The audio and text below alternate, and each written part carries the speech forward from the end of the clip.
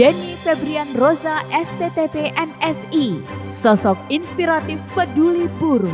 Buruh, disilakan.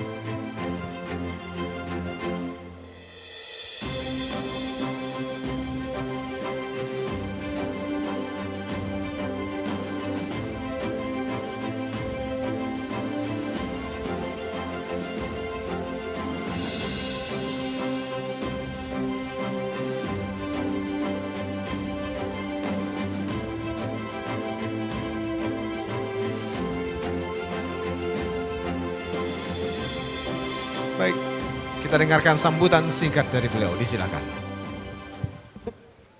Bismillahirrahmanirrahim. Assalamualaikum warahmatullahi wabarakatuh. Terima kasih Serambi Indonesia atas pengakuan ini. Dengan pengakuan ini kami termotivasi, khususnya konsentrasi lebih tinggi terhadap perjuangan buruh di Kabupaten Aceh Tenggara, yaitu pekerja pemulung, pekerja yang hanya menggunakan tenaga untuk mencari nafkah untuk kehidupan keluarganya.